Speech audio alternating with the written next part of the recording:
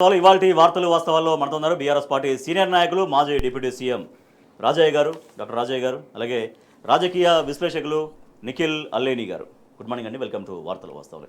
నిన్న BRS LP సమావేశం జరిగింది. ఇవాటి నుంచి రాష్ట్ర అసెంబ్లీ బడ్జెట్ సమావేశాలు మొదలు కాబోతున్న తరుణంలో బీఆర్ఎస్ అధినేత కేసీఆర్ నిన్న దిశానిర్దేశం చేశారు పార్టీ ఎమ్మెల్యేలకు, ఎమ్మెల్సీలకు. సో ఇప్పటికే రాష్ట్ర ప్రభుత్వానికి చాలా సమయం ఇచ్చాం, ఇక ఉపేక్షించేది లేదు, ఇప్పుడు చేసినటువంటి ఫైట్ను ఇంకా గట్టిగా కొనసాగించాల్సిందే అంటూ నిన్న ఎమ్మెల్యేలకు, ఎమ్మెల్సీలకు కేసీఆర్ దిశానిర్దేశం చేశారు. రైట్ రాజయ్య గారు, ఇవాటి నుంచి రాష్ట్ర బడ్జెట్ సమావేశాలు మొదలు కాబోతున్నాయి. ఇప్పటికే ప్రధాన ప్రతిపక్షంగా అనేక సమస్యల్ని లేవనెత్తుతున్నారు. సో ప్రభుత్వాన్ని ప్రశ్నిస్తున్నారు. సో ఇది మరింతగా చాలా స్ట్రెంగ్తన్గా, చాలా స్ట్రాంగ్గా కేసీఆర్ గారి మార్గదర్శనంలో ఎట్లా ముందుకు తీసుకెళ్ళబోతున్నారు? సో ఇన్ని రోజులంతా కూడా ఎప్పుడు కేసీఆర్ గారు ఫామ్ హౌస్కే అంకితంపై అక్కడే ఉంటారు, అసెంబ్లీకి రారు అని అధికార పార్టీ రేవంత్ రెడ్డి తన అనుచరులందరూ కూడా రావాలని ఎదురు చూశారు. సో సింహం ఎప్పుడు బయటకు వస్తుంది అంటే ఆకలి కొన్నప్పుడు మాత్రమే బయటకు వస్తుంది. అంటే ఇన్ ద సెన్స్ ఈరోజు తెలంగాణ రాష్ట్రం మొత్తం కూడా అతలాకుతలం అయిపోయింది. ఒక సంవత్సరం కాలం ఇద్దాం చూద్దాం, ఎందుకంటే కొత్త సంసారం కదా, అన్నీ సదురుకుంటారు, మనం అప్పుడే తొందరపడిన అవసరం లేదు, వారికి సమయం ఇవ్వాలని చెప్పేసి 6 నెలలు అయింది, సంవత్సరం అయింది, దాదాపు 15 నెలల సమయం అయింది. 15 నెలల సమయంలో 1,50,000 కోట్ల అప్పు తీసుకొచ్చిండ్రు. అది ఢిల్లీకి కప్పం కట్టడానికి అది ఉపయోగించిన తప్ప ఏ ఒక్క రేవంత్ మార్కులు ఎక్కువ పని కూడా చేయలేదు. రైతుల గోస మరి ఇలా అనానితం ఉన్నది. అనేక మంది రైతులు, దాదాపు 450 మంది రైతులు ఇప్పటికే చనిపోవడం జరిగింది. తర్వాత ఏ ఒక్క రంగమన్నా అభివృద్ధి చేసిన చెప్తారంటే ఏది లేదు. కాబట్టి ప్రతి రంగాన్ని మీద అధ్యయనం చేసి ఆధారాలతో మనం ప్రతిపక్షంగా మన బాధ్యత, అధికార పార్టీని మరి నిలదీయాల్సిన బాధ్యత మనకే ఉంది. తెలంగాణ అస్తిత్వం కోసం, తెలంగాణ అభివృద్ధి కోసం, తెలంగాణ ఉనికి కోసం మనం గొప్పగా పనిచేసే బాధ్యత మన మీదే ఉన్నది. ఎందుకంటే బీజేపీ, కాంగ్రెస్ రెండు కూడా తెలంగాణ కోసము పుట్టిన పార్టీలు కాదు, పెట్టిన పార్టీలు కూడా కాదు. కాబట్టి మనకు బాధ్యత ఎక్కువ ఉన్నది. కాబట్టి తప్పకుండా మనం మరింత బాధ్యతాయుతంగా పనిచేయాలి. వారు ఇచ్చినటువంటి గైడెన్స్లో రాద్ధాంతం కాదు చేయడం, ఆధారాలతోటి, సాక్ష్యాలతోటి ఈ ప్రభుత్వాన్ని నిలదీద్దామనేది. ఎస్, ఎందుకంటే అన్ని వాస్తవాలే ఉన్నాయి. కాబట్టి ఆ వాస్తవాలు ఏంటి, అంతకుముందు గత సంవత్సరం 15 నెలల కింద బీఆర్ఎస్ ప్రభుత్వం ఉన్నప్పుడు ఏ రకంగా ఒక్కొక్క రంగాన్ని, వ్యవసాయ రంగాన్ని ఏ రకంగా రైతును రాజును చేయడానికి ఐక్యరాజ్య సమితి సైతం మెచ్చుకునే స్థాయిలో 24 గంటల ఉచిత నాణ్యమైన కరెంటు, రైతు బీమా, ఇప్పుడు కనీసం ప్రీమియం కట్టే పరిస్థితి కూడా లేక రైతు బీమా కూడా బంద్ అయ్యే పరిస్థితి, రైతు బంధు, రైతు భరోసాను పెట్టిండ్రు, ఎకరం 2 ఎకరాలు కూడా సరిగ్గా ఇవ్వలేని పరిస్థితి. 12,674 గ్రామ పంచాయతీలు ఉంటే smallest of the small village తీసుకొని ఆ ఊర్లో కూడా రైతు భరోసా ఇవ్వలేని పరిస్థితి, దౌర్భాగ్య పరిస్థితి ఇవాళ తెలంగాణ దాపురించింది. అదేవిధంగా రైతు రుణమాఫీ ఎక్కడ కాలేదు, పూర్తి కాలేదు, 25-30% కంటే ఎక్కువ కాలేదు. కాబట్టి ఏ రంగాన్ని తీసుకున్నా కూడా అట్టర్ ఫ్లాప్ అయిన ప్రభుత్వం కాంగ్రెస్ నిలదీయాల్సిన అవసరం ఉంది, నిగ్గు తేల్చాల్సిన అవసరం ఉంది. ప్రజలను కూడా చైతన్యవంతం చేయాలి. తర్వాత మనం ఆధారాలతో పోయి చేసినప్పుడు మాత్రమే ప్రజలు కూడా నమ్ముతారు. సో తప్పకుండా కాంగ్రెస్ పార్టీని బొంద పెడతారన్న ఆలోచనతో నిన్న కేసీఆర్ గారు దిశానిర్దేశించడం జరిగింది. తప్పకుండా రేపటి నుండి, ఈ రోజు గవర్నర్ ప్రసంగం అయిపోతే రేపటి నుండి చర్చలోకి వెళ్ళినప్పుడు తప్పకుండా కేసీఆర్ ఏమంటారు బ్రాండ్ ఇమేజ్ దెబ్బతినకుండా, అదేవిధంగా వారు మరి అసెంబ్లీలో వారి గంభీర స్వరం విన్నప్పుడు మరి అధికార పార్టీకి మొత్తం కూడా ముచ్చెమటలు పట్టే పరిస్థితి ఉంటుంది. రైట్ నిఖిల్ గారు, దాదాపుగా సంవత్సరం గడిచిపోయింది, 15 నెలలు గడిచిపోతుంది. ఇప్పటికే ప్రధాన ప్రతిపక్షంగా అనేక ఇష్యూస్ తీసుకుంటుంది. అనేక చోట్ల బీఆర్ఎస్ వర్కింగ్ ప్రెసిడెంట్ కేటీఆర్ గారి ఆధ్వర్యంలో రైతు ధర్నాలు అవన్నీ కూడా సక్సెస్ఫుల్గా చేస్తూ వస్తున్నారు. సో నేరుగా ఇక కేసీఆర్ గారు రంగంలోకి దిగుతున్నారు. కాబట్టి ఎట్లా ఉండే అవకాశం ఉంది? ప్రభుత్వం ప్రజలకు ఇవ్వాల్సినటువంటి హామీలు కావచ్చు, నెరవేర్చాల్సినటువంటి అనేక అంశాలకు సంబంధించి బీఆర్ఎస్ పార్టీగా ఎట్లా ఫైట్ కొనసాగించే అవకాశం ఉంది? ముందుగా మీతో పాటు గౌరవ మాజీ ఉప ముఖ్యమంత్రి గారు తాటికొండ రాజయ్య గారు, టీ న్యూస్ ప్రేక్షకులందరికీ నమస్కారం. మీరు గతంలో గత 10 ఏళ్ల పాలన చూస్తే కేసీఆర్ గారు ఏ రకంగా పరిపాలన చేసిండ్రు, ఇప్పుడు ఈ 14-15 నెలల కాలం చూస్తే రేవంత్ రెడ్డి గారి కాంగ్రెస్ పార్టీ పరిపాలన ఏ రకంగా ఉంది అనేది ప్రజలందరూ చాలా స్పష్టమైన అభిప్రాయానికి వచ్చిండ్రు. చాలా స్పష్టమైన డిఫరెన్స్ అనేది ప్రజల కళ్ళ ముందు కట్టినట్టుగా చాలా స్పష్టంగా కనబడతా ఉంది. ఈ రెండు విషయాలను కంపేర్ చేసుకుని ప్రజలు కూడా ఏ రకంగా ఇబ్బందులు పడుతూ ఉన్నారు, దానికి సంబంధించి కేసీఆర్ గారి నుండి ఎటువంటి పరిస్థితులను వాళ్ళు ఆశిస్తూ ఉన్నారు, ఏ రకంగా ప్రభుత్వాన్ని గట్టిగా ప్రశ్నించడానికి వాళ్ళందరూ ఆలోచన చేస్తున్నారో దాన్ని ముందుకు తీసుకుపోయే విధంగా గత 3-4 అసెంబ్లీ సెషన్లో ఏదైతే ప్రధాన ప్రతిపక్షంగా గౌరవనీయులు కేటీఆర్ గారు కానివ్వండి, హరీష్ రావు గారు కానివ్వండి, బీఆర్ఎస్ పార్టీకి ప్రధాన ప్రతిపక్ష పార్టీకి ఉన్న ఎమ్మెల్యేలందరూ ఏ రకంగా ప్రభుత్వంపై పోరాడినరో, అన్ని సమస్యలపైన వాళ్ళు ఇచ్చిన హామీలపైన ఏ రకంగా కొట్లాడినరో, ఏ రకంగా ప్రభుత్వాన్ని ప్రశ్నించినరో అనేది రాష్ట్రమంతా చాలా స్పష్టంగా చూసింది. హరీష్ రావు గారిని, కేటీఆర్ గారిని ఎదుర్కోలేక ముఖ్యమంత్రి గారు అనేక సార్లు ఎటువంటి డైవర్షన్ పాలిటిక్స్ చేసిండ్రో మనం చూసినాము. ప్రతిసారి రేవంత్ రెడ్డి గారు అడుగుతున్న విషయం ఏంటంటే కేసీఆర్ గారు రావట్లే అని చెప్తా ఉన్నారు. ఈ రోజు నుండి కేసీఆర్ గారు వస్తున్నారు అసెంబ్లీకి.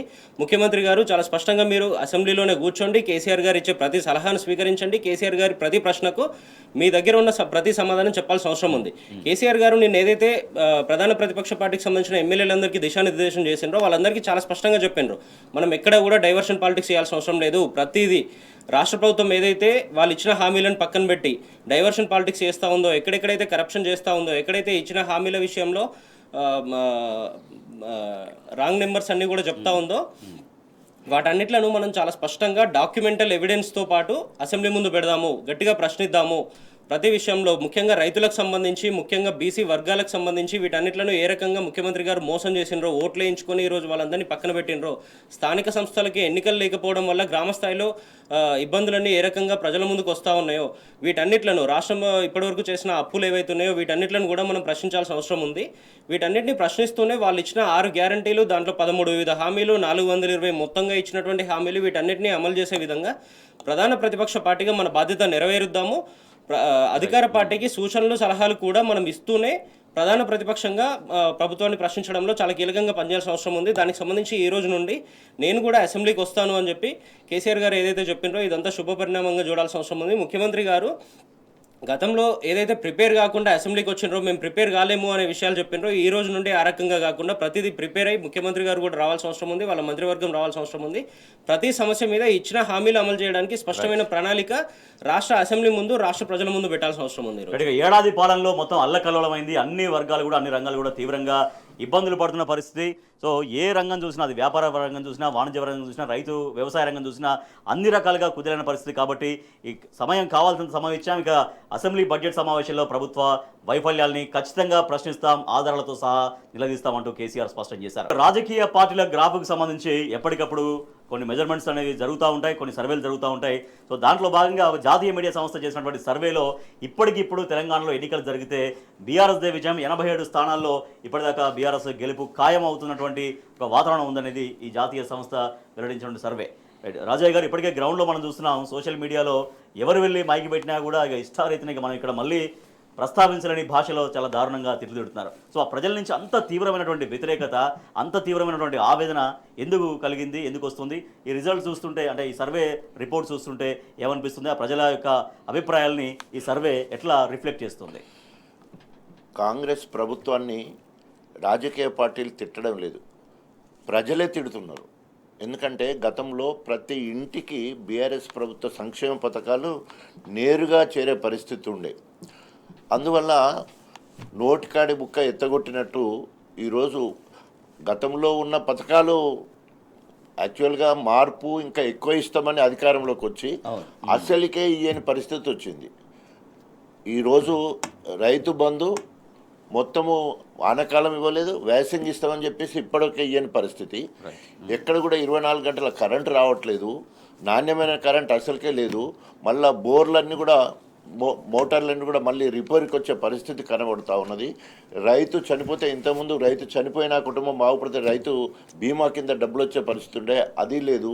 తర్వాత ఏ రంగాన్ని చూసుకున్నాం, వైద్య రంగం చూస్తే ఇప్పటివరకు అదనంగా ఒక పైసా ఖర్చు పెట్ట ఉన్న ఆన్గోయింగ్ ప్రాజెక్ట్స్ కూడా గన్పూర్లో, హైదరాబాద్లో, మన వరంగల్లో హెల్త్ సంబంధించిన హెల్త్ సిటీ పెద్ద హాస్పిటల్, దాదాపు తెలంగాణ మొత్తంలో బిగ్గెస్ట్ హాస్పిటల్ కడితే అది పనులు నత్తనడకనడం కాదు, ఇప్పుడు ఆపేసిన పనులు కూడా జరగడం లేదు. తర్వాత న్యూట్రిషన్ కిట్ లేదు, కేసీఆర్ కిట్ లేదు, బిడ్డ పుడితే ఆడబిడ్డ పుడితే 13,000 ఇచ్చేది, కొడుకు పుడితే 12,000 ఇచ్చేది, 24 గంటలు 108 ఎప్పుడు పిలిస్తే అప్పుడు వచ్చే పరిస్థితి ఉండే, ఇన్స్టిట్యూషనల్ డెలివరీస్ అవుతుండేది. ఇప్పుడు మళ్ళీ సెక్షన్స్ అవుతూ ఉన్నాయి. తర్వాత పుట్టిన పిల్లలు చనిపోయే పరిస్థితి కనబడుతుంది.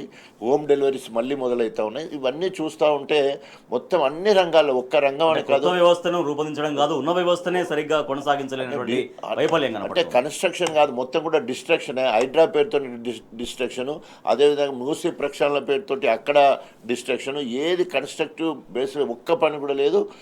రేవంత్ రెడ్డి మార్క్ అంటే చెడగొట్టడము, విడగొట్టడము, తర్వాత తిట్లు తినడం తప్ప ఏం లేదు. అట్టర్ ఫ్లాప్ గవర్నమెంట్ అని ప్రజలే అంటున్నారు.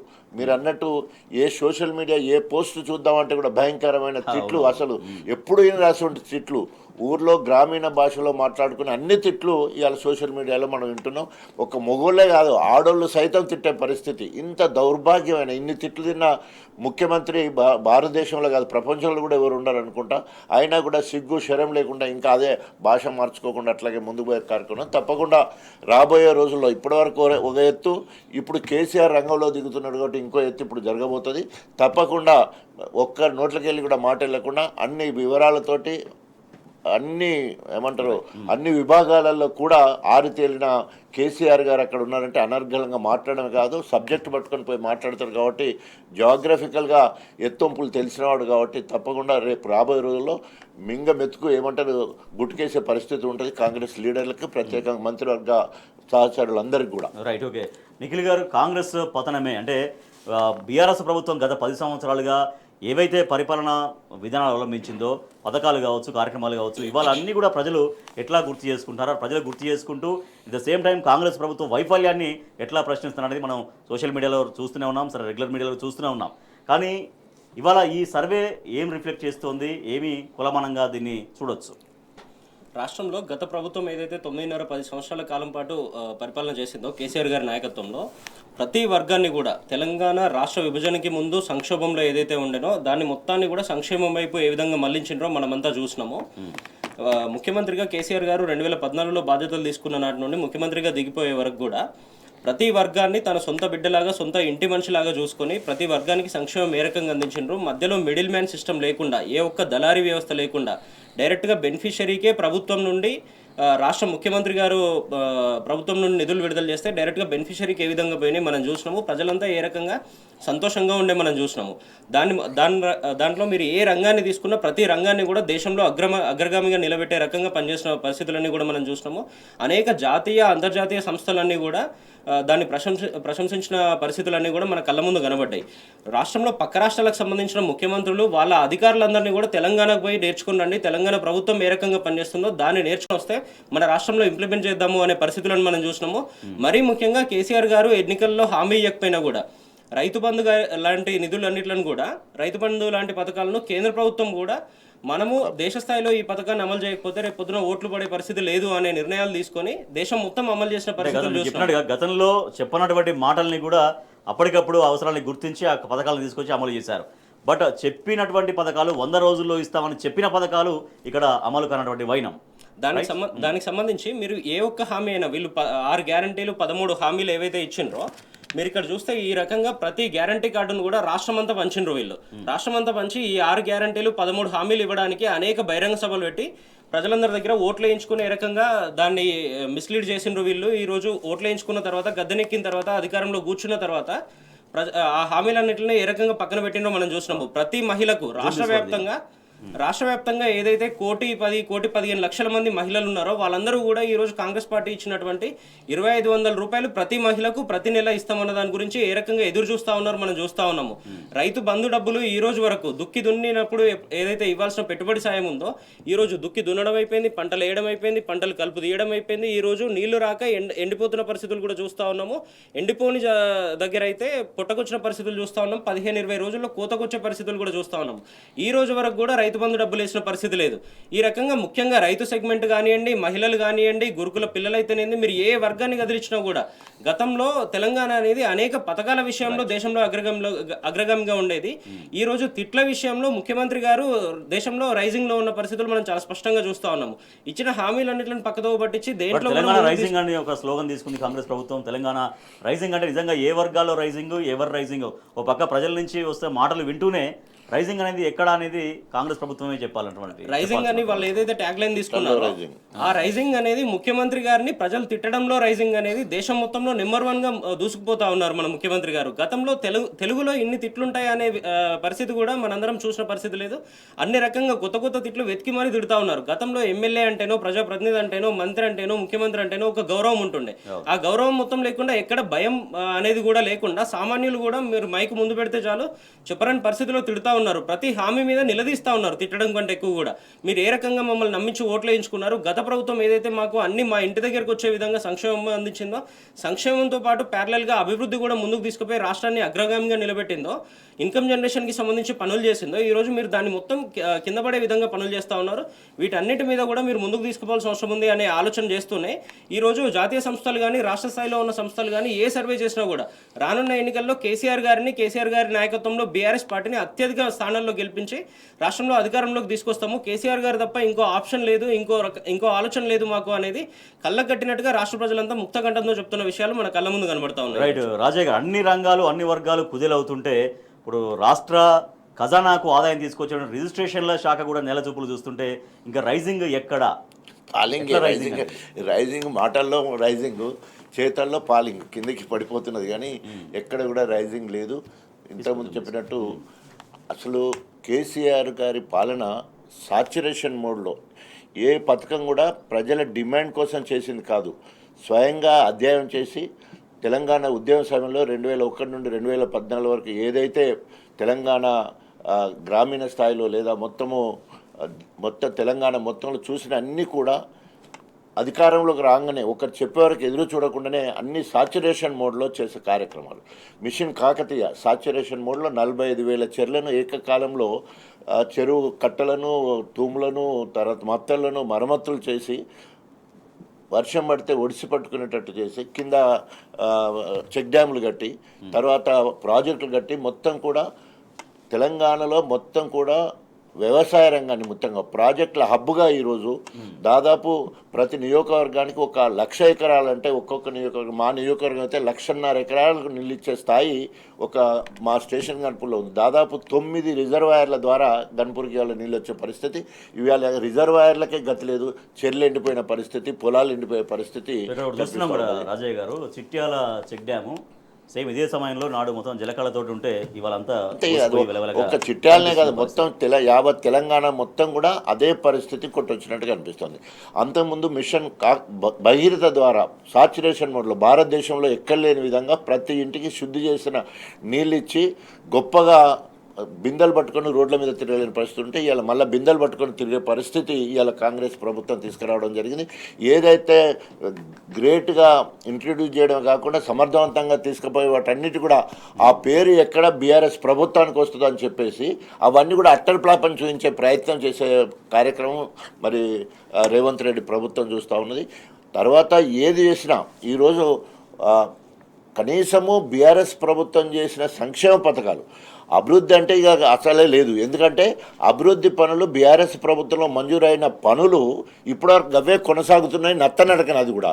తర్వాత అప్పుడు చేసిన పనులకు బిల్లులు కావాలంటే మేము ఇచ్చినవి కాదు, మీకు కనుక బిల్లు కావాలంటే 15-20% ఇస్తేనే అని చెప్పేసి ఇక స్వయంగా కాంట్రాక్టర్లు అందరూ కూడా బట్టి విక్రమార్క ఫైనాన్స్ మినిస్టరు ఇంటి ముందు ధర్నా చేసే పరిస్థితి వచ్చిందంటే ఎంత దౌర్భాగ్య పరిస్థితిలో ఇలా కాంగ్రెస్ ముందు పోతుందో మనకు అర్థమవుతుంది.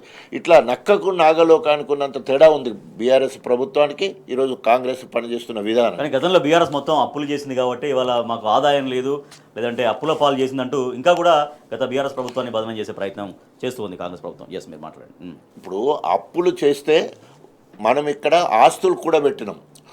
ఉదాహరణకి కాళేశ్వరం ప్రాజెక్టు తీసుకొచ్చి ఒక 92 వేల కోట్ల రూపాయలు ఖర్చు పెడితే దాదాపు 350 టీఎంసీ నీళ్ళు ఇచ్చి మొత్తం ఉత్తర తెలంగాణ మొత్తం కూడా సస్యశ్యామలయ్యే విధంగా మళ్ళీ అక్కడి నుండి వచ్చేసి కృష్ణానదికి అనుసంధానం చేసే విధంగా ఇవాళ అంత గొప్పగా మనము దాదాపు 630-40 ఫీట్ల హైట్కు తీసుకొచ్చేసి ఏషియా ఖండంలోనే అతి ఎత్తిపోతల పథకంగా పేరు తీసుకునే కార్యక్రమం మొత్తం కూడా కాళేశ్వరం ఒకటే కాదు, దేవాదుల ప్రాజెక్టు కావచ్చు, సీతారామ ప్రాజెక్టు కావచ్చు, పాలమూరు రంగారెడ్డి ప్రాజెక్టు కావచ్చు, వీటన్నిటికీ ప్రాధాన్యత ఇచ్చి అన్నీ కూడా చివరి దశలో ఉండే సమయంలో కాంగ్రెస్ వస్తే మొత్తం ఎక్కడి పనులు అక్కడ ఆగిపోయి ఇవన్నీ అట్టడి ఫ్లాప్ అని చెప్పే ప్రయత్నం చేయడం జరుగుతూ ఉన్నది. కాబట్టి తప్పకుండా ప్రజలు ఇది గమనించి కర్రు కాల్చి వాతావరణానికి సిద్ధంగా ఉన్నారు. నిఖిల్ గారు, గత ప్రభుత్వం అప్పులు చేసిందనేది ఇప్పటికి కూడా ముఖ్యమంత్రి మాట్లాడుతున్నారు. మొన్న కూడా ఢిల్లీలో జరిగినటువంటి కాంక్లేవ్లో కూడా రాష్ట్ర ఆర్థిక పరిస్థితి బాగలేదనేది ఆయన చెబుతున్నటువంటి మాట. మరోపక్క తెలంగాణ రైజింగ్ అనేది ఆర్థిక పరిస్థితి బాగలేదని చెప్పేది మళ్ళీ ముఖ్యమంత్రి, రైజింగ్ అని చెప్పేది ముఖ్యమంత్రి. సో తమకు తాముగా పెట్టుకున్నటువంటి 6 గ్యారంటీలే అమలే ఇంతవరకు దానికి మోక్షం కలగలేకపోతే మిగిలినటువంటి హామీలు అసలు అమలు సాధ్యమా కాదా, ఈ 5 yearsలో వాళ్ళు చెప్పిన మాటలు నిలబెట్టుకోగలుగుతారా లేదన్నటువంటి సందేహాలు. అయితే ఇక్కడ చాలా స్పష్టంగా కనబడుతున్నది ఏంటంటే బాగలేంది రేవంత్ రెడ్డి గారు చెప్తున్నట్టుగా బాగలేంది రాష్ట్ర ఆర్థిక పరిస్థితి కాదు, ముఖ్యమంత్రి గారి ఆలోచన పరిస్థితి బాగలేదు. అది చాలా స్పష్టంగా కనబడతా ఉంది. అదే ముఖ్యమంత్రి గారు నాయకత్వం వహిస్తున్నటువంటి ప్రభుత్వం నిన్నగాక మొన్న తెలంగాణ స్టేట్ స్టాటిస్టికల్ రిపోర్ట్ అని అట్లాస్ అంటాం మనము విడుదల చేసింది. దీంట్లో చాలా స్పష్టంగా దాదాపుగా 180-185 పేజీలతో ఒక రిపోర్ట్ ఇచ్చిండ్రు. వాళ్ళు ఏమని ఇచ్చిండ్రు అని అంటే గత ప్రభుత్వం ఏదైతే అప్పులు చేసిందో వీళ్ళు చెప్పినట్టుగా 7-8 లక్షల కోట్లు కాకుండా గత ప్రభుత్వం 9.5 సంవత్సరాల కాలపరిమితికి చేసిన అప్పులు 3,85,000 కోట్లు. అంటే మీరు ఓవరాల్గా చూస్తే సంవత్సరానికి 40,000 కోట్లు. ఇప్పుడు ఈ కాంగ్రెస్ ప్రభుత్వం వచ్చిన తర్వాత చేసిన అప్పులు ఒక్క సంవత్సరానికే 1,50,000 కోట్లు చూస్తూ ఉన్నాం. అంటే రానున్న 3-4 సంవత్సరాల్లో 7.5-8 లక్షల కోట్లకు పోయే పరిస్థితి ఉంది. సరే, అప్పులు చేసి ఏం చేసిండ్రు అంటే గత ప్రభుత్వం అనేక రకాలుగా సంక్షేమ కార్యక్రమాలు కానీ అభివృద్ధి కార్యక్రమాలు కానీ ఏ రకంగా తీసుకుపోయింది, దేశమంతా ఏ రకంగా ప్రశంసించిందో మనం చూసినాము. ఆ విషయాలను ఇదే ముఖ్యమంత్రి రేవంత్ రెడ్డి గారు వాళ్ళ ప్రభుత్వమే చాలా స్పష్టంగా ఈ డాక్యుమెంట్ విడుదల చేసింది, గత 10 ఏళ్లలో ఏం చేసిండ్రు అనేది. ఇదే డాక్యుమెంట్ చెప్తున్న మరో విషయం ఏంటంటే ఈ కాంగ్రెస్ ప్రభుత్వం ఈ రోజు ఈ 15 ఏళ్ల కాలంలో వీళ్ళు అప్పులు చేసి ఏం చేసిండ్రు, అప్పులు చేసి సంక్షేమం అభివృద్ధి కాకుండా కాంట్రాక్టర్లకు కమిషన్లు తీసుకుని ఏ రకంగా కట్టబెట్టిండ్రు అనేది కూడా ఇదే రిపోర్ట్లో చాలా స్పష్టంగా కనబడుతున్న పరిస్థితులు ఉన్నాయి. ఈరోజు ఒక ప్రణాళిక ఉంటే ప్రకృతి ద్వారా వచ్చే సమస్యలు కూడా అధిగమించవచ్చు. ఎట్లా అంటే భూగర్భ జలాలను పెంచేటువంటి ప్రణాళిక ఉండాలి. తద్వారా భూగర్భ జలాలు పెరిగితే చాలా వరకు తాగునీటి సమస్యను లేకపోతే సాగునీటి సమస్యను తీర్చేయవచ్చు. ఒకసారి మనం ఇక్కడ చూస్తున్నాం, సూర్యాపేట జిల్లాకు సంబంధించి 36 గుంటల భూమిలో 6 చోట్ల, 1 చోట, 2వ చోట, 3వ చోట, 4వ చోట, 5వ చోట, 6వ చోట, 6 చోట్ల బోర్లు వేసినా కూడా నీళ్లు కనిపించని పరిస్థితి. నీళ్ళ యాతన మళ్ళీ మొదటికి వచ్చిందంటూ బోర్ల రామిరెడ్డి. సో ఈయన బోర్లు ఎన్ని బోర్లు వేసినా కూడా నీటి చుక్క నోచుకున్నటువంటి వైనం గతంలో ఎన్నో సందర్భాల్లో ఎన్నో వేదికలపైన కేసీఆర్ గారు చెప్తూ ఉండేవారు బోర్ల రామిరెడ్డి గురించి. సో ఆయన నిన్న కేసీఆర్ గారిని కలిశారు. రైట్, రాజయ్య గారు, సో ప్రణాళిక ఉండాలంటే ప్రకృతి మీద నెట్టేసే నెపం కాకుండా ఉన్నన్నింటినీ వినియోగించుకొని చెరువులు నింపి, తద్వారా చెరువులు నింపితే ఆటోమేటిక్గా కింద గ్రౌండ్ వాటర్ పెరుగుతుంది. ఈ చిన్న ప్రయత్నం జరిగి ఉంటే కనుక ఇవాళ రైతాంగానికి ఈ పరిస్థితి వచ్చేది కాదు కదా అని. అంటే రేవంత్ రెడ్డికి ఏ ఒక్క విభాగం మీద అవగాహన లేకపోవడం వల్ల, ఏ ఒక్క విభాగం మీద దాని సమీక్ష చేయకపోవడం వల్ల అన్ని రంగాల్లో వైఫల్యం చెందింది. దాంట్లో ప్రధానంగా వ్యవసాయ రంగం. ముఖ్యంగా భూగర్భ జలాలు పెరగాలంటే అడవులు పెంచాలి. అడవులు పెంచడం వల్ల వర్షాలు ఎక్కువ పడడం జరుగుతుంది, వాతావరణ సమతుల్యత వచ్చడానికి అవకాశం ఉంటుంది. అయితే ఈ అడవులు పెంచకపోవడం వల్ల ఏమైపోతుందంటే మొత్తం కూడా ఇప్పుడు పల్లె ప్రకృతి వనాలని ప్రతి ఊర్లో ఉంటే ఇవాళ ఎడారి అయిపోయింది. ఒక్కళ్ళు కనీసం నీళ్లు పట్టే ముచ్చట్లేదు, మొత్తం కూడా ఎడారి అయిపోయింది. తర్వాత ఎక్కడ కూడా నీటి వనరులను సమకూర్చి అంటే ఇంకుడు గుంతల కార్యక్రమం కావచ్చు, లేకపోతే చెర్లలో నీళ్ళు కావచ్చు, చెక్ డ్యామ్స్ విషయం కావచ్చు, ఇలాంటి ప్రణాళిక లేదు. ఇవరకు ఉన్న చెక్ డ్యామ్లకు ఇంకా అదనంగా చెక్ డ్యామ్లు కట్టాల్సిన అవసరం ఉంది, నిల్వలు పెంచాల్సిన అవసరం ఉంది. భూగర్భ జలాలు పెరగాలంటే ముందు వర్షం ఎక్కువ వచ్చేదానికి ప్రణాళిక సిద్ధం చేసుకోవాలి. కేసీఆర్ గారు అప్పటి వరకు 26% ఉన్న అడవుల శాతాన్ని దాదాపు 7.5% పెంచడంతో 33% ఉంటే వాతావరణ సమతుల్యత, వర్షాలు పడతాయనే ఉద్దేశం. కానీ ఇప్పుడు అలాంటి దేని మీద ప్రణాళిక లేదు. మొత్తము ఎట్లా దోచుకుందామని ఎవరు దుకాణం వాళ్ళు తెలుసుకున్నారు మంత్రులందరూ. ఆయన దుకాణం ఆయన తెలుసుకున్నాడు. ఆయన పదవి కాపాడుకోవాలని చెప్పేసి ఇప్పటికే 39 సార్లు ఢిల్లీకి పోవడము, రావడం, అధిష్టానం కలవడము, ముడుపులు చెల్లించి రావడానికే అప్పులు చేస్తున్నారు. తెలంగాణ సార్లు కాదు 99 సార్లు పోతే రాష్ట్ర ప్రయోజనాల కోసం అనేది ముఖ్యమంత్రి చెప్పారు. కానీ పోయినప్పుడు ఒక్కసారన్నా ఒక్క రూపాయి పట్టుకొచ్చిండా? కేంద్ర ప్రభుత్వంలో ఉన్న ఎన్డీఏ ప్రభుత్వం దగ్గర నుంచి వెళ్ళి కానీ, లేదా అధిష్టానం దగ్గర నుంచి వెళ్ళి కాంగ్రెస్ పార్టీకి సంబంధించిన సలహాలు సూచనలు ఏమైనా పట్టుకొచ్చిండా అంటే అక్కడ పోతే ఆయనకు ఒక్కొక్కసారి అపాయింట్మెంట్ కూడా దొరకని పరిస్థితి మనం చూస్తూ ఉన్నాం. సో ఆయనకి ఇప్పుడు తుమ్మితే ఊడిపోయి ముక్కు లెక్కన ఆయన పదవి ఉన్నది. త్వరలో ఏమైందో చూద్దాం. ఏదేమైనా కూడా ఈరోజు ఒక ప్రణాళిక లేకపోవడం వల్లనే భూగర్భ జలాలు మొత్తం కూడా అడుగంటిపోయినాయి. కేసీఆర్ ప్రభుత్వంలో 6 నుండి 8 మీటర్ల భూగర్భ జలాలు పైకి రావడం జరిగింది. ఈరోజు కిందికి పోయి బోర్లు వేస్తే కూడా బోర్లు పడని పరిస్థితి, 100 ఫీట్ల లోతుకు పోయినా కూడా ఎక్కడ కూడా నీళ్ళు ఎండగొట్టి పంటలు ఎండిపోతే కూడా నన్ను తిడుతున్నారు అనేది ముఖ్యమంత్రి. మరి ఈరోజు ఎండలు ఏమన్నా ఇవాళ కొత్తగా వస్తున్నాయా? సో ఎండాకాలం అంటేనే ఎండలు వస్తాయి కదా. ఎండలను ఏ రకంగా అధిగమించాలి, తర్వాత ఏ రకంగా నీటి వనరులు పెంచి తర్వాత పంట ఎండకుండా ఎట్లా చేయాలి, ఒక ప్రణాళికబద్ధంగా లేకుండా ఏమంటారు రిజర్వాయర్లు మొత్తం కూడా ఖాళీ ఉండే పరిస్థితి. ఒక ఉదాహరణకి గోదావరి మీద ఉన్న కాళేశ్వరం ప్రాజెక్టును అది ఫెయిల్యూర్ ప్రాజెక్ట్ అని చూపించడం కోసం మేడిగడ్డను ఒక దృష్టిలో పెట్టుకొని మిగతా రిజర్వాయర్లకు నీళ్లు రాకుండా ఎత్తిపోయకుండా ఉండడం వల్లే ఇవాళ దౌర్భాగ్యం ఉన్నది. దాదాపు ఒక 200 నుంచి వెళ్ళి 300 టీఎంసీ నీటిని వాడుకోవాల్సింది, కనీసం ఒక 30-40 టీఎంసీ నీళ్ళు కూడా వాడుకొని దౌర్భాగ్యం ఇవాళ కాంగ్రెస్ హయాంలో ఉన్నది. సో ఓవరాల్గా ఇదంతా కూడా ప్రజల మీద, ప్రత్యేకంగా రైతుల మీద కక్ష తీర్చుకున్నట్టున్నది. కేసీఆర్ గారిని చూయించుకుంటూ, బూచిగా చూయించుకుంటూ రైతుల మీద కక్ష తీర్చుకున్నట్టు ఇవాళ వ్యవసాయ విధానాన్ని. అందుకని ఇవాళ ఎక్కడ చూస్తే అక్కడ రైతులకు సంబంధించిన బాధలు కనిపిస్తున్నాయి, కష్టాలు కనబడుతున్నాయి, పొలాలు ఎండిపోతూ ఉన్నాయి. అదేవిధంగా ఎక్కడ కూడా కాంగ్రెస్ను మెచ్చుకున్నోళ్ళు లేడు, తిట్టేటోడు తప్ప మెచ్చుకునేటోడు లేడు. అంత ఘోరంగా ఇవాళ దానికి పరాకాష్ట 450 మంది రైతులు మరి చనిపోవడం, అవన్నీ కూడా రేవంత్ రెడ్డి చేసిన హత్యలే. రైట్. నిఖిల్ గారు వారు చెప్పినట్టుగా 450 దాకా ఆత్మహత్యలు జరిగినాయంటే అట్లీస్ట్ ఆత్మహత్యల్ని ప్రభుత్వం గుర్తించట్లేదా? ఇప్పుడు రైతాంగానికి ఒక నమ్మకం కల్పించే మాటలనే చెప్పాలి. మీరు ఎందుకు చనిపోతున్నారు, చనిపోవద్దు, ప్రభుత్వం ఉంది, ఆదుకుంటుంది, అన్ని రకాలుగా మేము ఆదుకుంటుంది అంటూ అట్లీస్ట్ ఒక ధైర్యం చెప్పే మాటలు కూడా ప్రభుత్వం నుంచి ఇంతవరకు ఏ మంత్రి నుంచి రాలేదు, ముఖ్యమంత్రి నుంచి రాలేదు. దాంతోపాటుగా మనం చూస్తున్నాం ఇక్కడ వాటర్ కోసం ఎంత గోసపడుతున్నారు. ఒక చిన్న వీడియో కూడా ఉంది. అంటే పాలకుర్తి నియోజకవర్గం సంబంధించి వాళ్ళు కూడా ఎట్లా ఇబ్బంది పడుతున్నారు అనేది అక్కడ ఎమ్మెల్యే యశస్విని రెడ్డి ఆమె అమెరికా వెళ్ళిపోయిందని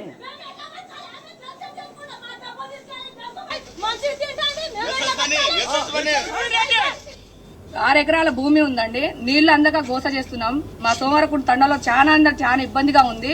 మా ఆఖరి వాగిని నీళ్లు వదలాలని మేము కోరుకుంటున్నాం. మా ఎమ్మెల్యే మేడం పట్టించుకోవడానికి కూడా పట్టించుకోవట్లేదు. మా నీళ్ళు ఇబ్బంది అవుతుందని కూడా అర్థం చేసుకోవట్లేదు. బయట నుండి అప్పు తెచ్చి కూడా పెట్టిన పంట కూడా మాకు వచ్చేటట్టు లేదు. దయచేసి చెప్తున్నా, ఈ ఆఖరి వాకు నీళ్ళు వదలాలని మేము కోరుకుంటున్నా, లేకపోతే మందు సీజన్ మందు తాగి చనిపోతానని నేను కోరుకుంటున్నాను. ఇదైతే నిజంగా నేను చెప్తున్నాను. రైతులు ఆవేదన వ్యక్తం చేస్తున్నారు. వాళ్ళ ఎమ్మెల్యే యశస్విని రెడ్డి అమెరికా వెళ్ళిపోయింది, మాకు ఇక్కడ నీళ్ళు గోసపడుతుంటే మమ్మల్ని పట్టించుకునే వాళ్ళు లేనట్టు. సో అక్కడ ఒకటే కాదు, అన్ని చోట్ల కూడా అదే పరిస్థితులు రిఫ్లెక్ట్ అవుతున్నాయి. గత ప్రభుత్వంలో గత 9.5-10 ఏళ్ల పరిపాలనలో కూడా ఎక్కడ చూసినా మీరు అధికార పార్టీ ఎమ్మెల్యేలు అంటే మనకు అధికారం ప్రజలు ఇచ్చింది వాళ్ళకు అభివృద్ధి చేయడానికి, సంక్షేమం అందించడానికి, వాళ్ళ కష్ట నష్టాల్లో భాగం అవ్వడానికి అనే ఆలోచనతో అధికార పార్టీ ఎమ్మెల్యేలు, బీఆర్ఎస్ పార్టీ ఎమ్మెల్యేలందరూ కూడా కాలుకు బలపం కట్టుకొని రాష్ట్రంలో ముఖ్యంగా వాళ్ళ నియోజకవర్గం అంతా కూడా ప్రతిరోజు తిరుగుతూ ఉండేవాళ్ళు. స్వయంగా మా రాజయ్య గారు కూడా తిరిగిన పరిస్థితులు మనం చాలా స్పష్టంగా చూసినాం. కొన్ని వందలాది గ్రామాలను రోజు తిరిగి రాత్రి 11-12 గంటలకు కూడా ఇంటికి వచ్చే పరిస్థితులు లేకుండే. అటువంటి పరిస్థితుల్లో ఈ ప్రభుత్వం వచ్చిన తర్వాత ఎంతసేపు వాళ్ళ ఎమ్మెల్యేలు, మినిస్టర్లు వీళ్ళు ఎవరిని చూసినా కూడా పక్క రాష్ట్రాల్లో క్రికెట్ మ్యాచ్లు జరుగుతూ ఉన్నాయా, పక్క దేశాలకు జల్సాలకు పోవాలన్నా, ఇంకెక్కడికైనా పోయి చేపల కూరలు తినాలన్నా, లేదంటే అమెరికా పోయి వ్యాపారాలు చేసుకోవాలన్నా, ఇవి మాత్రమే వాళ్ళు చూస్తూ ఉన్నారు తప్పితే అరే మనకు ఓట్లేసి గెలిపించిండ్రు, అధికారంలో కూర్చోబెట్టిండ్రు, ఈరోజు మనం వాళ్ళకి సంక్షేమం అందిద్దాము, వాళ్ళ కష్ట నష్టాల్లో భాగం అవుదాము, వాళ్ళకి తోడుగా నిలబడదాము అనే పరిస్థితి అటు ముఖ్యమంత్రి గారి దగ్గర లేదు, వాళ్ళ ఎమ్మెల్యేల దగ్గర లేదు, మంత్రుల దగ్గర లేని పరిస్థితి ఉంది. గతంలో మీకు గుర్తున్నట్టయితే కరోనా లాంటి ఒక తీవ్రమైన పరిస్థితి వచ్చినప్పుడు అనేక వందలాది, వేలాది, లక్షలాది మంది ఆలోచనని అంటే మనము ఐడెంటిఫై చేయడానికి కూడా వీళ్ళైనటువంటి జబ్బు వచ్చి అందరు చనిపోతూ ఉంటే కూడా కేసీఆర్ గారు గంటల తరబడి టీవీ లైవ్ సెషన్లో కూర్చొని ప్రెస్ మీట్లో ఇవన్నీ కండక్ట్ చేసి ప్రజలకు ఏ రకంగా అయితే ఒక నమ్మకం, అవును, నమ్మకాన్ని విశ్వాసం. కల్పించే విధంగా వాళ్ళకు ఏమి జరగదు, రేపు పొద్దున ఏం జరిగినా కూడా అండగా నిలబడడానికి ప్రభుత్వం మీ వెంట ఉన్నది అనే ఒక నమ్మకాన్ని ఏదైతే కల్పించారో ఈరోజు ముఖ్యమంత్రి గారి తరఫున అటువంటి ఇనిషియేషన్ ఏదీ లేదు. మరీ ముఖ్యంగా ఇందాక రాజయ్య గారు చెప్తున్నట్టుగా చాలా స్పష్టంగా తెలుస్తున్న విషయం ఏంటంటే ముఖ్యమంత్రి గారు కాంగ్రెస్ పార్టీ రైతుల మీద కక్ష కట్టినట్టుగా కనబడతా ఉంది. రైతులకు కావాల్సిన పెట్టుబడి సాయం అందించారు మీరు, రైతులు చనిపోతూ ఉంటే పట్టించుకోరు, రైతులకు సంబంధించి కరెంట్ ఇయ్యరు, నీళ్ళు ఇవ్వకుండా పంటలను ఎండబెడతారు, పోని పండించిన పంటలు కొంటున్నారంటే అది లేదు, కొన్న పంటలకు బోనస్ లేదు. ఇట్లా మీరు ఏ రకంగా చూసినా కూడా రైతులను ఎక్కడికక్కడ వీళ్ళే ఇబ్బందులకు గురి చేస్తున్న పరిస్థితి చాలా స్పష్టంగా కనబడతా ఉంది మన కళ్ళ ముందట. దానికి కారణం ఏంటంటే గతంలో కేసీఆర్ గారు స్వయంగా రైతు కుటుంబం నుంచి వచ్చిండ్రు, రైతు పడే బాధలు ఏముంటాయి, రైతుకు ఏ రకమైన ఇబ్బందులు వస్తాయి, ఎండాకాలంలో ఏం చేయాలి, వానాకాలంలో ఏం చేయాలి, వర్షాలు ఎక్కువ పడితే మనం ఏ రకంగా రైతుకు ఇబ్బంది పడకుండా కాపాడుకోవాలి, ఎండలు ఎక్కువ కొడితే నీళ్లు అడిషనల్ ఇవ్వడానికి మనం ముందే ప్రికాషనరీ స్టెప్స్ ఎట్లా తీసుకోవాలి, రిజర్వాయర్లన్నింటిలో ఎండాకాలం రావడానికి ముందే మనం చెరువులు కానీ రిజర్వాయర్లు కానీ ఎట్లా నింపి పెట్టుకోవాలి, వీటన్నిటికీ సంబంధించి ముందస్తు ప్రణాళికతో పనిచేసేవాళ్ళు ముఖ్యమంత్రి హోదాలో. ఇప్పుడు కాలం మీద నెట్టేస్తున్నారుగా, కాలం సహకరించాలి. ఐ మీన్ అంటే నీళ్ళు ఎండిపోతున్నాయి, ఎండ కొడుతున్నాయి కాబట్టి ఇబ్బందులు అవుతున్నాయి, పంట పొలాలు ఎండిపోతున్నాయి, కాలం మీద నెట్టేసే అయితే ముఖ్యమంత్రి గారు వర్షాకాలం ఉన్నప్పుడు వర్షాలు పడ్డాయి, నీళ్లు తాగిండ్రు. ఈరోజు ఎండాకాలం అని నీళ్లు తాగకుండా ఉండలేరు కదా ముఖ్యమంత్రి గారు. అదేవిధంగా మన దగ్గర నీళ్లు లేవు అంటే వేరే విషయం. నీళ్లు గతంలో ఇదే కాంగ్రెస్ పార్టీ ఏ రకంగా అయితే ఉమ్మడి రాష్ట్రంలో చాలా వెనుకబాటుతనానికి ముఖ్యంగా తెలంగాణ ప్రాంతాన్ని గురి చేసిందో దాన్ని మొత్తం అప్లిఫ్ట్ చేసే విధంగా కేసీఆర్ గారు అనేక రిజర్వాయర్లు అనేక ప్రాజెక్టులు నిర్మాణం చేసిండ్రు. దాదాపుగా 45-46 వేల చెరువులను మొత్తం రిపేర్ చేసిండ్రు.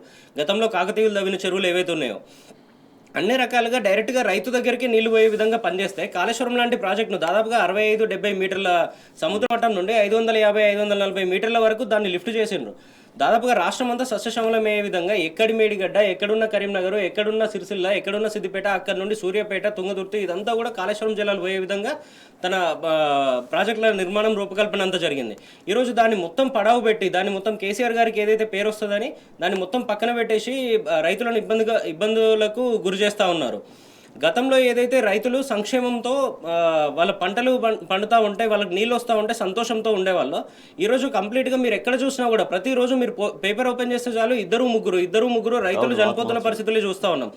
ఈ 14-15 నెలల కాలంలో దాదాపుగా 450 మంది రైతులు చనిపోయినారు. ఇవన్నీ కూడా రేవంత్ రెడ్డి గారు చేస్తున్న హత్యలే, ప్రభుత్వ హత్యలే, కాంగ్రెస్ పార్టీ హత్యలే అనేది రాష్ట్ర ప్రజానీకం అంతా చూస్తూనే ఉంది. ఖచ్చితంగా ముఖ్యమంత్రి గారు ఇప్పటికైనా పొట్టకొచ్చిన దశలో వరంతా ఉంది కాబట్టి దాన్ని మొత్తం కూడా పాడయ్యే విధంగా కాకుండా, ఎండిపోయే విధంగా కాకుండా ఇమ్మీడియట్గా గోదావరి జలాలు కానీ ఇటు కృష్ణా జలాలు కానీ మొత్తం లిఫ్ట్ చేసి పంటలన్నింటికి కూడా ఎండిపోయే పరిస్థితులు రాకుండా వాళ్ళందరికీ నీళ్ళిచ్చి పంటలను కాపాడుకోవాల్సిన అవసరం ఉంది. రాష్ట్ర రైతాంగానికి మద్దతుగా నిలబడాల్సిన అవసరం ఉంది. స్వయంగా రైతు కమిషన్ చైర్మనే మేము నీళ్ళు ఇవ్వలేము అని చేతులు ఎత్తేస్తున్న పరిస్థితులు చూస్తూ ఉన్నాము. అటువైపు కృష్ణా జలాలను చూస్తూ ఉంటే అది మొత్తం ఆంధ్రాకి పంపించిన పరిస్థితులు చూస్తూ ఉన్నాము. ఆంధ్రాకి వీళ్ళు మొత్తం ఏ రకంగా ఇచ్చేసినో చూసినాము. ఇటువైపు గోదావరి జలాలంతా కూడా సముద్ర పాలవుతూ ఉంటే కూడా వీళ్ళు కనీసం లిఫ్ట్ చేసి రైతులకు ఇచ్చే పరిస్థితి లేదు. ఖచ్చితంగా ముఖ్యమంత్రి గారు ఇమ్మీడియట్గా మేల్కోవాల్సిన అవసరం ఉంది. ఉత్తమ్ కుమార్ రెడ్డి గారు నీటిపారుదల శాఖ మంత్రిగా మేల్కోవాల్సిన అవసరం ఉంది. వీళ్ళందరూ కూడా రైతులందరికీ నీళ్లు ఇమ్మీడియట్గా ఇచ్చి పంటలన్నింటిలో ఎండిపోకుండా ఉండే విధంగా పనిచేయాల్సిన అవసరం ఉంది. కాలం తెచ్చిన కరువు కాదు, కాంగ్రెస్ తెచ్చిన కరువు అని బీఆర్ఎస్ ఏదైతే చెప్తుందో అది నిజమైనటువంటి పరిస్థితిగా మనకు కనబడుతోంది. ప్రణాళిక ఉంటే నీళ్లు నింపొచ్చు, చెరువులు నింపొచ్చు, తద్వారా చెరువులు నింపితే చెరువు నిండుతుంది, చెరువు చుట్టూ ఉన్నటువంటి భూమి అంతా కూడా భూగర్భ జలాలు పెరుగుతాయి. అట్లా ఈ సమస్య నుంచి చాలా వరకు అధిగమించవచ్చు. ప్రభుత్వానికి ప్రణాళిక లేకపోవడంతో ఇవాళ రైతులు తీవ్ర ఇబ్బందులు పడుతున్నారు. చాలా చోట్ల ఆత్మహత్యలు చేసుకున్నారు. దాదాపు 446 మంది రైతులు ఆత్మహత్య చేసుకున్నటువంటి దయనీయమైన స్థితి కనిపిస్తోంది. ఉత్తర తెలంగాణకు వరప్రదాయానిగా కాళేశ్వరం ప్రాజెక్టు పిలువబడుతుంది. అయితే ఆ కాళేశ్వరం ప్రాజెక్టు పైన కక్ష రైతులకు శిక్షగా మారిన పరిస్థితి. ఒకసారి మనం ఇక్కడ డీటెయిల్గా చూస్తే మేడిగడ్డ బ్యారేజ్ నుంచి 2023 అక్టోబర్ 21, 24 మే వరకు 136 టీఎంసీల నీళ్లు సముద్రం పాలైపోయాయి. 2024 జూన్ 1 నుంచి ఇప్పటిదాకా 2725 టీఎంసీల నీళ్లు సముద్రంలో కలిశాయి. అంటే రైతులకు అందాల్సినటువంటి నీళ్లు రైతులకు ఉపయోగపడకుండా సముద్రంలోకి వెళ్ళినటువంటి పరిస్థితి. రైట్ రాజయ్య గారు, సో కాళేశ్వరం ప్రాజెక్టు విషయంలో వాళ్ళ కాంగ్రెస్ ప్రభుత్వం ఎందుకు కక్షపూరితంగా వ్యవహరిస్తోంది?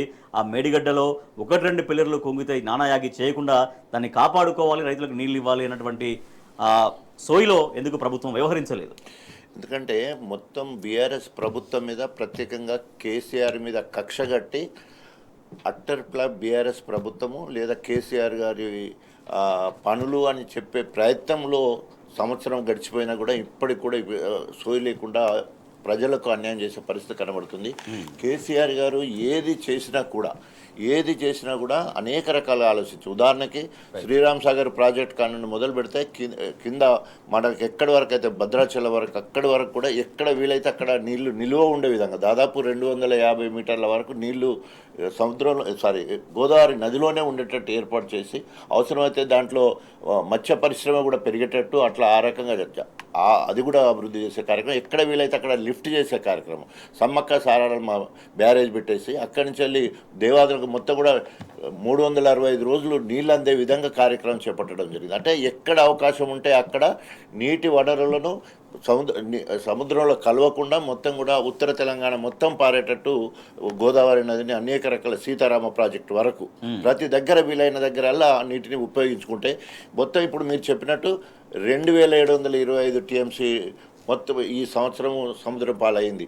సో అంటే సరిగ్గా వాడుకోక ఇప్పుడు నీళ్ళని వెళ్ళిపోయిన తర్వాత ఇప్పుడు ఇక కరువు ఉండకపోతే ఏముంటుంది, రిజర్వాయర్లే ఒట్టిపోయిన పరిస్థితి ఉన్నాయి. రిజర్వాయర్ల గన్పూర్లో రిజర్వాయర్లలో నీళ్ళు లేని పరిస్థితి, ఇక చెర్ల సంగతి ఏంది, కాలువల సంగతి ఏంది.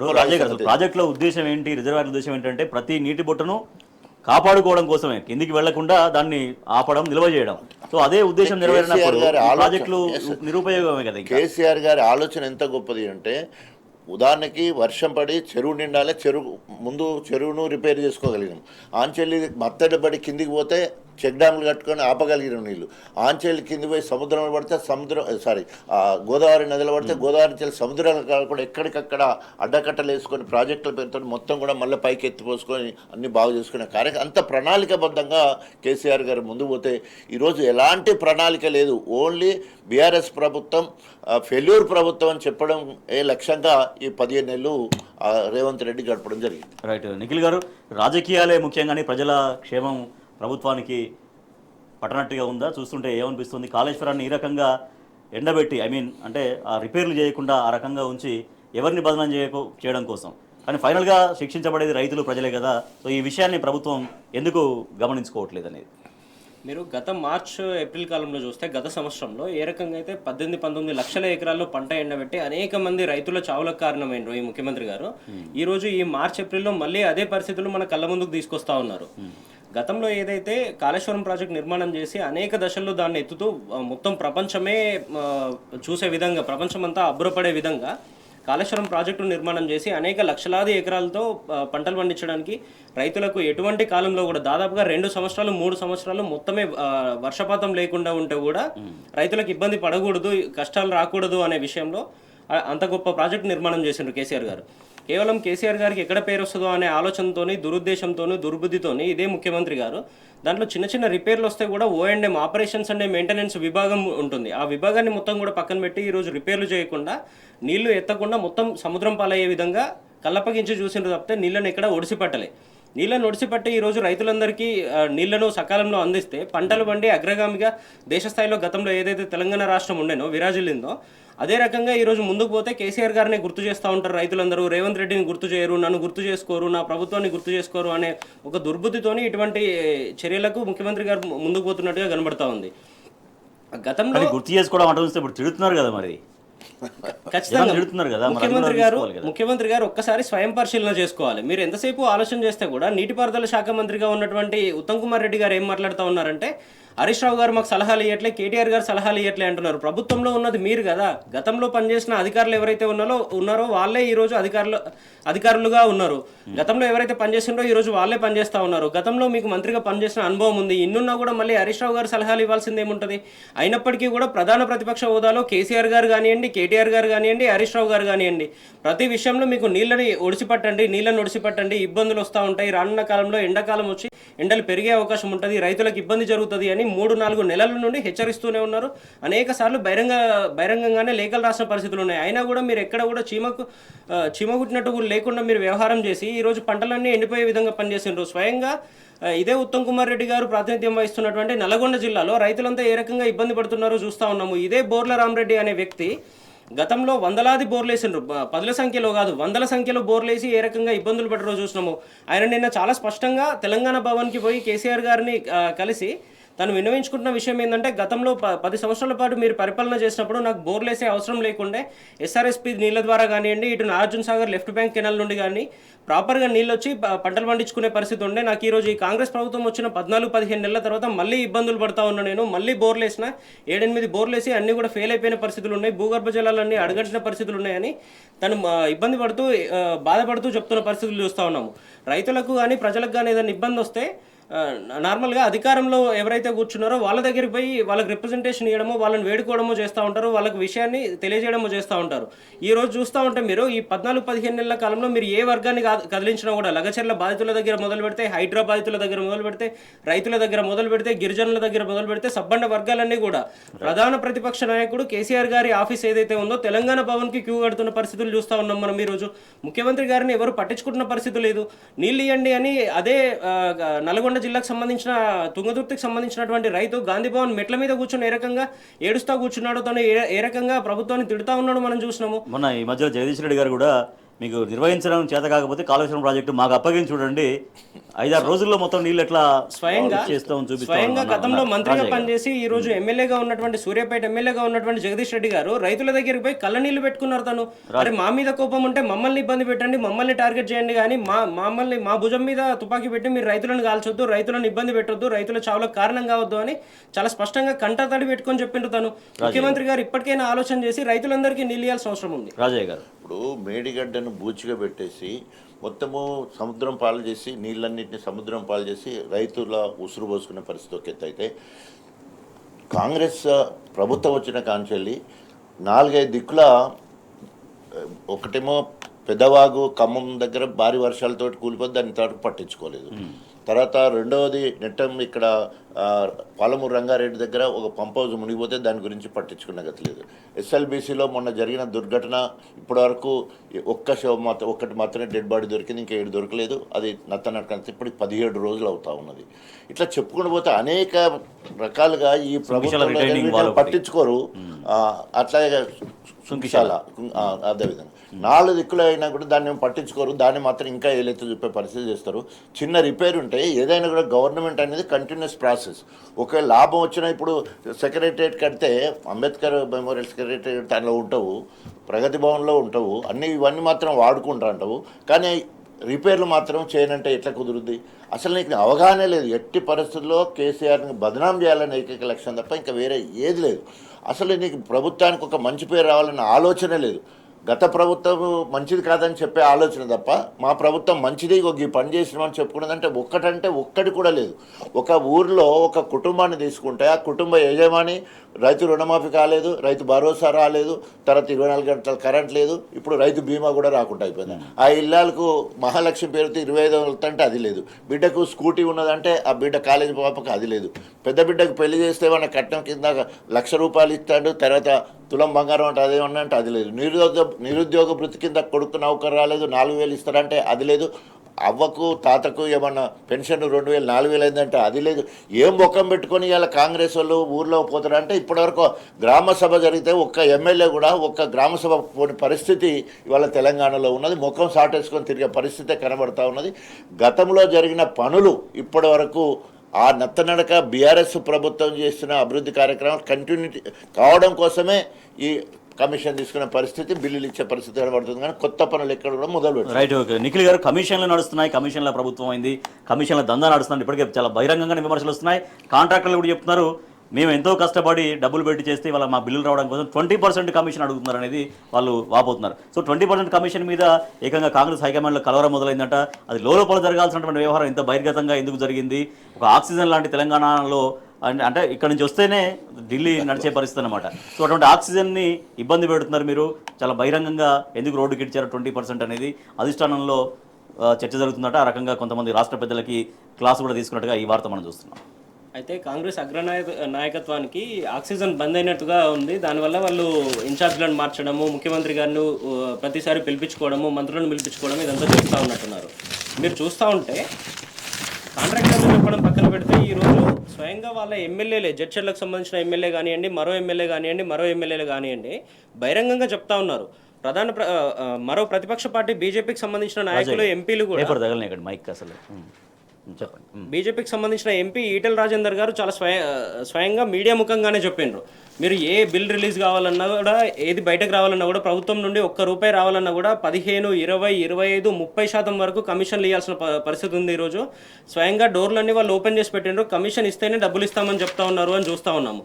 మీరు రాష్ట్రంలో చూస్తే కూడా సంక్షేమానికి వెచ్చించాల్సిన నిధులు ఏవైతే ఉన్నాయో 2-3 రోజుల క్రితం చూస్తే కూడా రైతు బంధుకి ఇవ్వాల్సిన నిధులన్నిట్లను కూడా కాంట్రాక్టర్లకు ఏ రకంగా డైవర్ట్ చేసినో చూసినాం. దాదాపుగా 3,500 కోట్లు విడుదల చేసినప్పటికీ కూడా రైతుల పేర్లు చెప్పి దాంట్లో 17-1800 కోట్లు కేవలం కాంట్రాక్టర్లకే గట్టబెట్టిండ్రు ఈరోజు. అంటే ఎవరు లెక్కడిగే పరిస్థితి లేదు అని వాళ్ళు అనుకుంటున్నారు. కానీ ఈ రోజు నుండి జరుగుతున్నటువంటి అసెంబ్లీలో ప్రతి విషయాన్ని ప్రధాన ప్రతిపక్షం పబ్లిక్ డొమైన్లో పెట్టడానికి చాలా సిద్ధంగా ఉంది. ఖచ్చితంగా ఈ కమిషన్ల కాలం అనేది మానుకోవాల్సిన అవసరం ఉంది. దేశవ్యాప్తంగా కాంగ్రెస్ పార్టీకి ఒక పేరు ఏదైతే ఉందో, C for Congress, C for corruption అనేది, ఈరోజు సీ ఫర్ కమిషన్స్ అనే విషయం కూడా ముందుకు తీసుకుపోతా ఉన్నారు. అదేదో గొప్ప పనిలాగా చేస్తూ ఉన్నారు వాళ్ళు తప్పితే నిజంగా కమిషన్ లేకుండా మనము ఇటువంటి అవినీతి కానీ ఇవేం లేకుండా పరిపాలన ఎట్లా చేయాలి, సంక్షేమాన్ని ప్రజలకు ఎండ్ యూజర్ బెనిఫిషియరీ ఎవరైతే ఉన్నారో వాళ్ళ ఓట్లు మనం ఏ రకంగా వేయించుకున్నామో వాళ్ళలో ఒక నమ్మకాన్ని కల్పించడానికి మనం ఇచ్చిన హామీలన్నీ నెరవేరుద్దాము, రేపు పొద్దున ఎక్స్టెన్షన్ కోసం ఆలోచన చేద్దాము అనే ఆలోచన లేదు. ఎట్లాగూ రేపు పొద్దున మనం గెలిచే పరిస్థితి లేదు. ఖచ్చితంగా ప్రజలందరూ బీఆర్ఎస్ పార్టీ వైపు, కేసీఆర్ గారి నాయకత్వం వైపే చూస్తూ ఉన్నారు. కాబట్టి మనం ఎట్లాగో గెలిచే పరిస్థితి లేదు. ఈ ఉన్న 4-5 సంవత్సరాల కాలపరిమితిలో మొత్తం డబ్బులన్నీ దోసుకుందాము అనే ఆలోచననే వాళ్ళ పనితీరులో చాలా స్పష్టంగా కనబడతా ఉంది. రైట్. చివరిగా రాజయ్య గారు, దేశంలో పార్టీ అంటే కాంగ్రెస్ పార్టీ నడిచేదే తెలంగాణ అండతోటి. వాళ్ళ తెలంగాణ ఒక్కటే పెద్ద దిక్కుగా, హైదరాబాద్ ఉంది కాబట్టి తెలంగాణ ఒకటే పెద్ద దిక్కుగా అధిష్టానం భావిస్తుంది. సో అందుకనే టార్గెట్లు పెట్టింది. ఆ రకంగా కమిషన్లకి 20% కమిషన్ తోటి కాంట్రాక్టర్ల బిల్లులు క్లియర్ చేస్తున్నారు అనేటువంటి చాలా బహిరంగ విమర్శ, బహిరంగ ఆవేదన వ్యక్తం చేస్తున్నారు కాంట్రాక్టర్లు. అంటే కాంగ్రెస్ అధిష్టానము సిగ్గు శరం లేకుండా కరప్షన్ బాగా జరుగుతుందని వాళ్ళను బెదిరించడం కానీ అట్లా చేయొద్దని చెప్పడం అని కాకుండా, చేయండి కానీ తెలియకుండా చేయండి, బయటపడితే ఎట్లా అనే విధంగా అధిష్టానం ఈరోజు పావులు కలిపే పరిస్థితి కనబడుతూ ఉన్నది. కానీ ఏదైనప్పటికీ కూడా ఇప్పటివరకు ఏమైనా పోనీ ఈ ప్రభుత్వం వచ్చిన తర్వాత కొత్త పనులు మంజూరు చేసి దాంట్లో కమిషన్లు తీసుకుంటే ఒక అర్థం ఉంది. కానీ 1.5-2 సంవత్సరాల కింద బీఆర్ఎస్ అనుమతులు ఇచ్చి మంజూరు చేసి పనులు చేసిన కాంట్రాక్టర్లకు ఇప్పటివరకు కూడా బిల్లు రాని పరిస్థితి. ఆ బిల్లు పెట్టిన ఖర్చు ఉందని వస్తాయేమంటే దాంట్లో 20% కమిషన్ డైరెక్ట్గా అడిగే పరిస్థితి. ఒక మంత్రానికి ఎవరైతే దాన్ని బేర్ చేయగలుగుతారో వాళ్ళే ఇక అంతే, ఇచ్చి తీసుకోవాలి. ఎవరి దుకాణం వాళ్ళే తెలుసుకున్నారు. ఎవరి డిపార్ట్మెంట్లో ఏ పనులు ఉంటే వాళ్ళు సంపాదన కార్యక్రమం పెట్టుకున్నారు. ఎందుకంటే ఎట్లాగో మళ్ళీ వచ్చేది లేదు, వచ్చేది లేదు, ఉన్నంతసేపు దోసుకుందామని దాచుకుందామనే పరిస్థితిలోనే ఇలా కాంగ్రెస్ ముందుకు పోతున్నది. సో ఏదేమైనా కూడా ఇవన్నీ కూడా ప్రజలు గమనిస్తూనే ఉన్నారు. కాబట్టి రాబోయే రోజుల్లో తప్పకుండా మూల్యం చెల్లించక తప్పదు. రైట్. ఇక రైతులకు చెందాల్సినటువంటి డబ్బులని కూడా, రైతు భరోసాకు రావాల్సిన డబ్బులని కూడా కాంట్రాక్టర్లకు తరలిస్తున్నారు. 20% కమిషన్ తోటి కాంట్రాక్టర్లు చెల్లిస్తున్నారంటూ తీవ్రంగా విమర్శలు వ్యక్తమవుతున్నాయి. Thank you so much doctor Rajaiah గారు. Thank you so much Nikhil Alleni గారు. ఎస్, ఇది వాటి వార్తలు వాస్తవాలు. చూస్తూనే ఉండండి టీ న్యూస్.